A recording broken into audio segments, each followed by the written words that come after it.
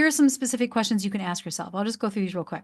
How will you communicate? How will you negotiate your differences of opinion? Like if you guys are in gridlock of something, in your ideal scenario or your vision, what would that look like? How would you come out the other side where you honored your differences but came up with a solution? Okay.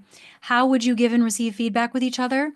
How do you decide on joint decisions? How do you take care of the other person? How do you support your own self-care in the relationship if what you need is going to be different than what their expectations are?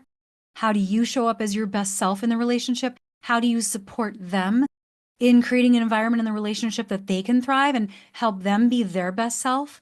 What boundaries do you need to hold? What boundaries do you need to honor in them? What is going to be the new normal? Those questions are going to help you get a really clear idea of, and that vision can then guide you. If you can get that clarity, so I'm not saying it's easy, but if you can do that, it will turbocharge your journey. It will help you break out of those cycles so much faster. I talked about that Herculean effort, the amount of energy that it takes to turn the tides that are going in the wrong direction.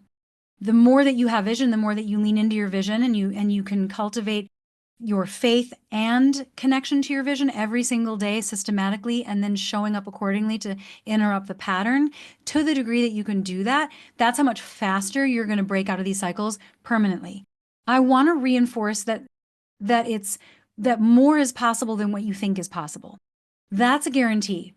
As you do this process and as you grow, and maybe there's examples of this in your life that you can remember where you're like, I only thought I could get here. And then once I got there, all this other stuff started to open up for me as well. The better it gets, the better it gets.